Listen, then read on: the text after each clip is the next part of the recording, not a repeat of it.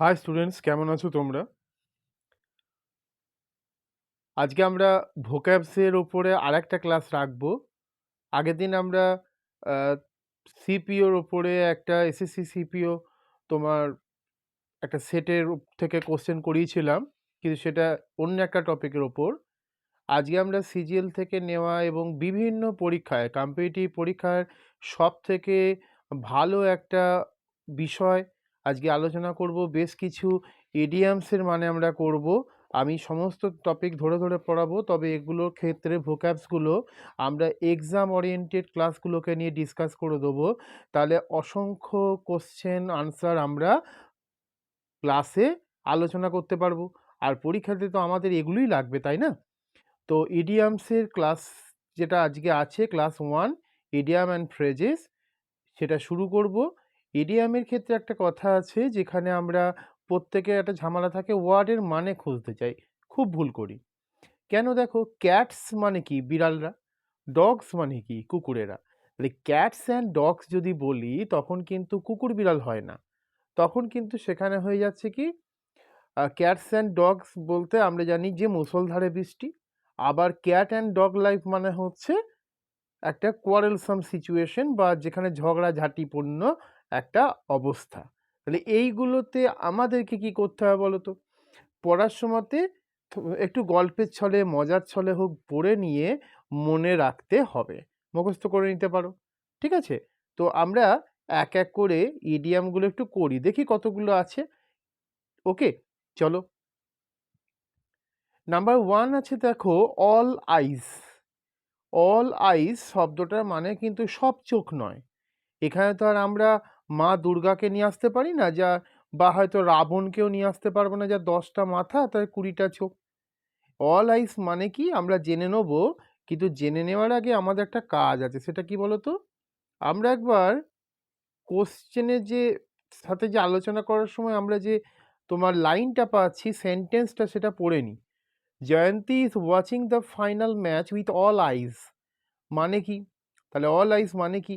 দুটো চোখ খুলে সে কি ফাইনাল ম্যাচ দেখছে? তা কিন্তু মোটেই নয়। তাহলে এখানে কি হতে পারে? লুকিং অ্যাট সামথিং এগারলি, অথবা বলতে পারো উইথ লট অফ ইন্টারেস্ট। অর্থাৎ সেখানে প্রচুর পরিমাণে তার একটা আগ্রহ জন্মে আছে, যেখানে সে একটা, তার কৌতূহলের সীমাটা অসম্ভব উঁচুতে আছে। অর্থাৎ সে উদ্বিগ্নভাবে দেখছে জিনিসটা। তাই এখানে অল আইস মানে কিন্তু আমরা দেখছি যে কোনো কিছুকে নিরীক্ষণ করা, কিন্তু ভীষণভাবে আগ্রহী হয়ে, জিনিসটার প্রতি এনথুজিয়াস্টিক হয়ে। ঠিক আছে? তাহলে অল আইসের মিনিং কিন্তু আমরা পেয়েছি। প্রথম যে ইডিয়ামসটা, সেটা কিন্তু আমরা পেয়েছি। তবে এটা একটা সেট থেকে আলোচনা হচ্ছে, যদিও প্রত্যেকটা ইডিয়ামস কিন্তু যে কোনো পরীক্ষার জন্যই অ্যাপ্রোপ্রিয়েট। ঠিক আছে? তাহলে আমরা পরের যে ইডিয়ামটা আছে সেটা একটু দেখব। তার জন্য পরের পেজ কি আছে, আমি তোমাদের জন্য একটু কালারটা চেঞ্জ করে নিই, বোঝাতে সুবিধা হবে। আছে, দেখো, in weal and woe. Meaning কি? আমরা ফট করে মানে না জেনে আমরা সেন্টেন্সের প্রয়োগটাকে দেখে নেব। সেন্টেন্সের প্রয়োগটাকে দেখে নেব। তো প্রয়োগে কি বলছে একটু দেখে নি। A wife is always ready to be with her husband in weal and woe. খুব সুন্দর কথা বলা আছে। ওয়াইফ মিন্স স্ত্রী, আর ready to be with her husband in weal and woe. একজন স্ত্রী সর্বদা তার স্বামীর পাশে থাকেন। সর্বদা বলতে কি জিনিস? এমন কেউ আছো নাকি যার যার জীবনে সুখ বা দুঃখ নেই? তাহলে একটা সাংস্কৃতিক প্রবাদটা মিথ্যা হয়ে যাবে, তাই না? যে সুখ আপাতিতম সেব্যম দুঃখম আপাতিতম তথা চক্রবৎ পরিবর্তন্তে দুঃখানি চ সুখানি চ। অর্থাৎ সুখ এবং দুঃখ তো দুই আসবে। তাহলে এখানে ইন প্রসপেরিটি অ্যান্ড অ্যাডভার্সিটি, তোমার সেখানে একটা প্রমোটেড ব্যাপার হিসেবে তুমি সেখানে ভালো কিছু স্বাদ পেয়েছো, সেক্ষেত্রেও হতে পারে। তোমার যখন দুঃখ বা দুর্দশা হচ্ছে, সেই লাইফটা হতে পারে। তো দু রকম লাইফকে বিলংস করছে যখন, তখন in weal and woe, that's mean in prosperity and adversity. তোমার পজিটিভ এবং নেগেটিভ দুটো ক্ষেত্রেই তোমার স্ত্রী তোমাকে ছেড়ে যাবেন না। তাহলে এখানে হচ্ছে আমরা দু নম্বর ইডিয়ামের মানে কিন্তু জানতে পেরে গেছি। কেমন? তো চলো নেক্সটটা দেখে নি। Green horn, that's mean, green horn মানে সবুজ রঙের সিং। এ কি তুমি ডায়নোসর পেয়েছো, অথবা তুমি কি কোনো গন্ডার পেয়েছো? না, তা নয়। তাহলে এখানে কি দেখা যাক, the captain of India gives a chance to a greenhorn, and that's why he is respected by all. The captain of India gives a chance to a greenhorn. তো চান্স দেওয়ার কথা বলা হয়েছে, সুযোগ দেওয়ার কথা বলা হয়েছে। গ্রিন মানে কি, তরতাজা, তাহলে সতেজ। তাহলে সতেজ ব্যাপারটা কখন থাকে, যখন সে একদম ইয়াং বা ইউথফুল। ইয়াংকে আমরা কিন্তু সবসময় এক্সপিরিয়েন্সের তালিকায় রাখি না, ফ্রেশার্স ভাবি। তাহলে গ্রিন হর্ন যখন থাকবে তার মানে কিন্তু দাঁড়ায় হচ্ছে ইনএক্সপিরিয়েন্সড ওয়ান, অর্থাৎ সেই নারী বা পুরুষ যেই থাকুক না কেন তাকে কিন্তু এক্সপিরিয়েন্সড হয়নি, সে এখনো ফ্রেশার্স আছে। তাহলে গ্রিন হর্নের মিনিং কিন্তু আমরা পেয়েছি। ঠিক আছে, তো চলো নেক্সটটা দেখে নিই। Bag and baggage, bumper line. Bag and baggage ব্যাপারটা আমরা জানি, তবু আমরা একটু দেখে নেবো, অপেক্ষাকৃত এটা সহজ। সুলগ্না টুক all her bag and baggage and walked out. So Sulagna took all her bag and baggage and walked out. That means সে তার যত জিনিসপত্র ছিল সব নিল এবং বেরিয়ে গেল। তাহলে এখানে আমরা জিনিসপত্র বা আসবাবপত্র বলতে এগুলো বলছি না, এখানে হচ্ছে একটা মানুষের থাকার জন্য ন্যূনতম যে সমস্ত জিনিসপত্রগুলো প্রয়োজন আছে সেগুলোকে আমরা ব্যাগ অ্যান্ড ব্যাগেজ বলবো, এবং তার মানে হচ্ছে অল দ্য বিলঙ্গিংস, মানে সাথে রাখা সমস্ত কিছু। ঠিক আছে, তাহলে ব্যাগ অ্যান্ড ব্যাগেজের মিনিং কিন্তু আমরা পেয়েছি। তো অলরেডি এটা কিন্তু আমার খুব কাজে লাগবে, ভেরি ইম্পর্টেন্ট একটা পোর্শন। ঠিক আছে, চলো নেক্সট।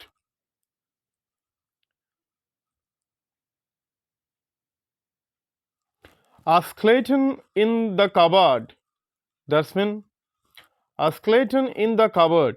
তোমরা দেখবে সিআইডি সিরিয়ালগুলোতে দেখায় বা ক্রাইম পেট্রোলে, যে বাড়িতে একটা আলমিরা করে তার মধ্যে ভরে রাখা হয়েছে কঙ্কাল বা বহুদিনের পুরনো বা কাউকে খুন করে রেখে দিয়েছে, এসব দেখায়। তো এক্ষেত্রে এখান থেকে মানেটা আমাদের জানার জন্য একটু সহজ করে নিলাম ব্যাপারটা। Everyone has a skeleton in the cupboard which he opens in front of one's nearest person.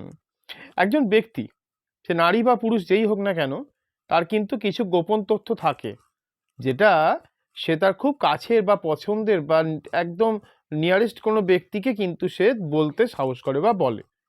তাহলে আমরা স্কেলেটন ইন দ্য কাবার্ড এটা বুঝতে পারছি যে ওটা বন্ধ করা আছে, তার ভেতরে একটা স্কেলেটন আছে। দ্যাটস মিন আমরা বলতে পারি আর secret fact to be kept, একটা গোপন তথ্য যেটাকে রেখে দেওয়া হয়ে থাকে। তাহলে গোপন তথ্য, ঠিক আছে, ভীষণ ইম্পর্টেন্ট, কিন্তু ভালো করে এগুলো শুনবে এবং আমি বোঝানোর চেষ্টা করছি। অলরেডি তোমরা বুঝতে পারবে বা আমার থেকে হয়তো ভালো জানো, কিন্তু এগুলো একটু কালচার করবে। ঠিক আছে, চলো next. Fly into a passion, fly into a passion, that's mean the leader flew into a passion on being asked about the scam. এটা তো চলছে, এটা চলছে, আমাদের সংবাদপত্রগুলো আমাদের জন্য রেডি হয়ে বসে আছে। এদিকে আসুন শুনুন, এই মন্ত্রী আজকে ধরা পড়েছে, ওই ধরা পড়েছে। যদিও এটা রাজনীতির বিতর্কমূলক কথাতে যাচ্ছি না, কিন্তু সেখান থেকে লাইনটা নেওয়া হয়েছে। কেন নেওয়া হয়েছে তার কারণটা কি দেখো। Fly into the passion, that's mean হচ্ছে ভাই, যখনই স্ক্যামের কথা, যখনই একটা অন্যায়ের কথা কাউকে জিজ্ঞেস করা হচ্ছে, তখন সে তেলে বেগুনে জ্বলে উঠছে, দ্যাটস মিন রেগে যাচ্ছে। তাহলে এই যে রাগটা বহিঃপ্রকাশ হচ্ছে, এটার মানে কি, বিকাম অ্যাংরি সাডেনলি, হঠাৎ করে রেগে যাওয়া। Fly into a passion, that is the meaning of the idiom. Okay, let's check the next one.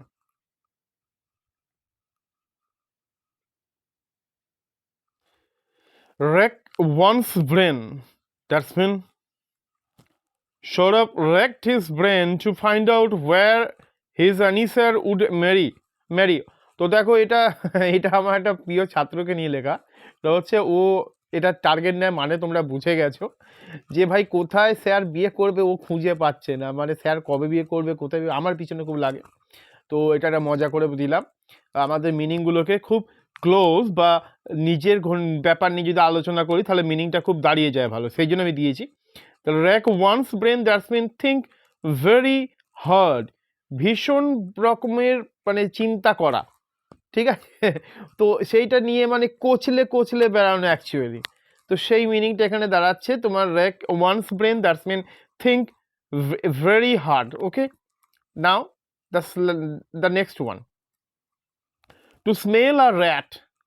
ভাই সিআইডি দেখেছো, এসিপি প্রদীপের নাম শুনেছো, তোমরা দয়াস নাম শুনেছো, তোমরা অভিজিতের নাম শুনেছো, কিছুদিন আগে মারা গেলেন ফ্রেডরিক স্যার, তিনিও ছিলেন। তাহলে এই যে ওখান থেকে একটা লাইন তুলেছি দেখো, খুব হাসি লাগবে।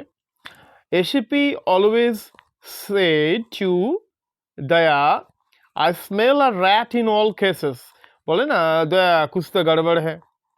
তো সেই প্যাটার্নটা কি, সেটা বলছে এসিপি দয়াকে বলছেন যে আমি কিন্তু যে কোনো জায়গাতেই কোনো না কোনো একটা উদ্বেগের কারণ বা সন্দেহের কারণ কিছু খুঁজে পাই। তাহলে এখানে কি মিনিংটা কি, টু স্মেল আর র্যাট, ভাই ইঁদুর মরেছে শুকতে বলা হয়েছে না, কি সেটা আমাদের প্রত্যেকেরই ধরো বাড়িতে, আমি বলছি না যে হয়, তো বাই চান্স কোনো একটা ইঁদুর মারা গেছে তো তার একটা মানে উৎকট গন্ধ আসবে। এখন সেই উৎকট গন্ধটা কি আমরা কি করি, শুকেই বুঝতে পেরে যাই যেখানে কিছু একটা পচেছে, জিনিসটা নষ্ট হয়ে গেছে, মারা গেছে, কিছু খারাপ জিনিস, একটা দুর্গন্ধ, সেটাকে কি করছি সরিয়ে দিচ্ছি। তাহলে সেটা জানতে পারছি কেন, সাসপেক্ট করছি যে খারাপ কিছু। তাই মিনিংটাও কিন্তু সেরকমই দাঁড়ায়, smell a rat, that's mean to have reason to suspect. ভাই সেখানে কিছু না কিছু কারণ আছে না, তুমি সন্দেহ করবে তার পিছনে উচিত কিছু কারণ আছে। তো স্মেলে র্যাট আমরা কিন্তু অলরেডি পেয়েছি। Next, fair and square, that's mean fair and square that's mean হচ্ছে আমরা বর্গক্ষেত্র যদি দেখি, তো সেখানে দেখো আমরা বর্গক্ষেত্রে মোটামুটি সবকটা সাইডকে সমান দেখি।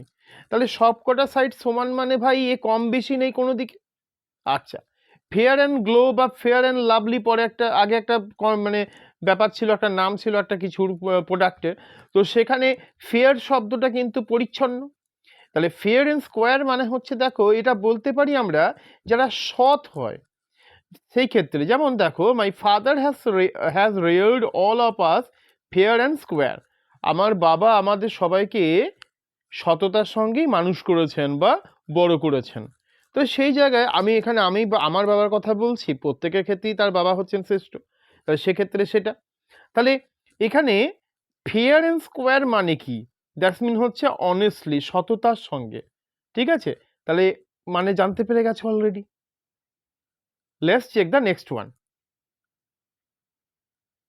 beard the palm, that's mean I think all of my students will beard the palm in the upcoming exams, that's mean ভাই তোমরা জয়লাভ করবে, আমি মনে করি আমার ছাত্রছাত্রীরা সামনে যে কোনো পরীক্ষা, অনেকগুলো পরীক্ষা আসছে, সেখানে সফল হয়ে দেখাবে, সেখানে জিতে আসবে, বাড়ি ফিরবে জিতে, অর্থাৎ স্যার পেরেছি অলরেডি, আমরা জিতেছি, আমরা করে দেখিয়েছি, এই ফান্ডাটা। তাহলে এখানে কি to be successful or winner, তাহলে মিনিং কি ছিল, মানে ইডিয়ামটা কি ছিল, বিয়ার দ্য পাম, মিনিং কি দাঁড়ালো to be successful or winner, ঠিক আছে। নেক্সট, তোমরা কিন্তু এগুলো একটু শেয়ার করে দিও বন্ধুদের মধ্যে, আর যদি পারো তো একটু সাবস্ক্রাইব করো, এখানে তো পয়সা লাগছে না ভাই। আচ্ছা, আর অবশ্যই একটু কমেন্ট দিও। চলো next, Bob's your uncle, students remember that there's no shortcut and Bob's your uncle, that's mean কি জিনিসটা বলো তো ভাই, কোনো কিছুই কিন্তু চট করে পাওয়া যাবে না, অর্থাৎ ববস ইয়োর আঙ্কেল মানে হচ্ছে ইজিলি অ্যান্ড কুইকলি অ্যাচিভেবল, তুমি সহজ করে খুব তাড়াতাড়ি কিছু পেয়ে যাবে এরকম ভেবো না। কেউ কেউ আছে, স্যার রাইটিং লেখার কথাগুলো একটু বলে দিন তো সূত্রগুলো। পিলি পড়ার সময় পিলিমের কোশ্চেন করতে করতে এমন ব্যস্ত থাকেন আমাদের স্যার ম্যাডামরা যারা আছেন, তারা তখন আর মেন্স লেখার কথা ভাবে না, কিন্তু পরে যে মেন্স ফাঁদ পেতে বসে আছে বাবা এদিকে আয়, এটা ভুলে যায়। স্যার অফলাইন ক্লাসে ট্রান্সলেশন করালে অনেক প্রতিষ্ঠানেরও রাগ হয়েছে, স্যার নাকি ট্রান্সলেশন করাচ্ছেন, কিন্তু স্যার তার স্টুডেন্টকে কি করে গাইড করবে, নিশ্চয়ই প্রতিষ্ঠান বলে দেবে না। স্যার তার স্টুডেন্টদেরকে গাইড করবেন কি করে, প্রতিষ্ঠান বলতে পারেন না, স্টুডেন্টও জানবে না, স্যার নিশ্চয়ই কিছু ভালো বুঝেছেন, তাহলে ডেসক্রিপটিভের দরকার আছে। এটা পরে যখন রিয়ালাইজ করে তখন পাশের বন্ধু টপ করে কোশ্চেনটা উত্তর করে দিয়ে চাকরিটা হাতে নিয়ে টাটা বাই বাই বলে পালাবে, তখন মনে হবে যাব বাবা আমি কেন করিনি। তো এটা আগে থেকে এই জন্য স্যার করান, তো সেটা পরের কথা। তো এখানে সেই কথাটা আছে যে নাথিং ইজ ইজি, বা তুমি খুব তাড়াতাড়ি ব্যাপারটাকে সহজে করে নেবে, এটা হয় না ভাই। এটার জন্য তোমাকে কিন্তু লড়াই করতে হবে, পড়তে হবে, অ্যান্ড অ্যাট দ্য 11th আওয়ার্সে গিয়ে তুমি হয়তো রিয়ালাইজ করবে যে তুমি কিন্তু জিনিসটাকে অ্যাচিভ করতে পেরেছো, তাই না? Next, ডাঙ্কিস years.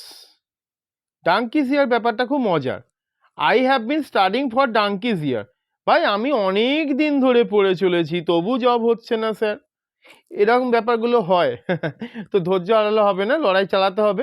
ডাঙ্কিস ইয়ার মানে হচ্ছে গাধাদের বছর, এরকম নয়, এখানে মজা করে বলা হয়, ব্যঙ্গ করে।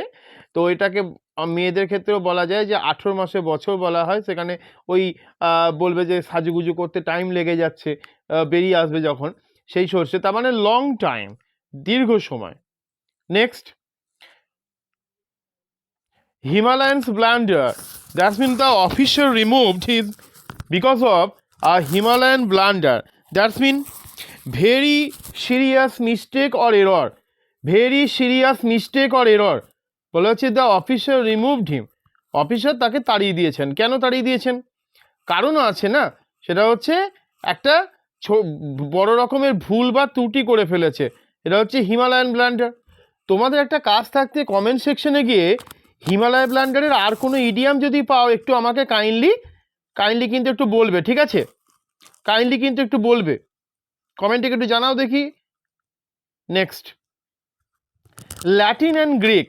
ল্যাটিন অ্যান্ড গ্রিক মানে তো আমরা জানি রে ভাই, স্যার রুট ওয়ার্ডগুলো ল্যাটিন অ্যান্ড গ্রিক থেকে আসে। আমাকে অনেক ছেলে বলেছে যে স্যার রুট ওয়ার্ডগুলো না একটু বলে দিন, রুট ওয়ার্ড না হলে স্যার অনেক কিছু পারি না, আপনি বারবার বলেন রুট ওয়ার্ড পড়তে। আমি বলবো আমাদের অনলাইন ক্লাসগুলোতে চলবে। The lecture seems to be Latin and Greek to all the students. মানে কি? Incomprehensible, impenetrable, মানে ভাই যা বলছেন স্যার খোপড়িতে ঢুকছে না, কি বলছেন? তো এখানে সেই ব্যাপারটা, অর্থাৎ বোধগম্য না হওয়া, বুঝতে না পারা, সেরকম সোরসোলে হচ্ছে ল্যাটিন অ্যান্ড গ্রিক, ঠিক আছে? চলো next, the last one is quicken the pulse. That's mean কি জিনিসটা দেখি, Devika has quickened the pulse but she needs to be steady. Devika কিন্তু কি বলছে, কোন একটা টপিকের উপরে বেশ ইন্টারেস্টেড, সে কিন্তু সেটা করতে চায়, সে পরীক্ষাটা দিয়ে পাস করতে চায়, তার কিছু না কিছু অ্যাচিভ করার ইচ্ছা আছে, বাট তাকে কি হতে হবে, স্টেডি হতে হবে। তাকে কিন্তু সেই ব্যাপারটাকে করায়ত্ত করার জন্য সময়টাকে জোর দিতে হবে। তাহলে আমরা মোটামুটি একটু মজা করলাম, ছোট একটা ক্লাস, ইডিয়ামস অনেকগুলো করেছি আমরা। তো এই ইডিয়ামগুলো তোমরা একটু মুখস্থ করে ফেলবে, ঠিক আছে? একটু গল্প হয়েছে, একটু মজা করে বুঝিয়েছি, তো কেমন লাগলো একটু জানাবে, ঠিক আছে? অবশ্যই কিন্তু এগুলো শেয়ার করো, বা যদি মনে হয় শেয়ার করলে বাকি বন্ধু পেয়ে যাবে তাহলে তুমিই পড়ে নিও। কেননা অনেকের ধারণা আছে যে মালপত্র যদি নিজের কাছে রেখে দিই বেশি দিন টেকসই হবে, কিন্তু আমার মনে হয় জিনিসপত্র বেশি দিন নিজের কাছে রাখা মানে কি হবে জানো তো, আলটিমেট জিনিসটা পচে যেতে পারে, অনেক দিন ব্যবহার না করলে জিনিসগুলো জং ধরে যেতে পারে। তো একটু কালচার করি না বন্ধুদের মধ্যে, একটু গ্রুপ করে পড়ি। চলো, কেমন লাগলো অবশ্যই জানিও, যদিও আমি দেখি জানানোর টাইম নেই, দেখে অনেকে কমেন্ট করতে ভুলে যায়, দরকার নেই, তবু দেখো, স্যারকে কমেন্ট দিয়ে বাহবা জানানোর কোনো দরকার নেই। চলো টাটা, পরের ক্লাসে দেখা হবে।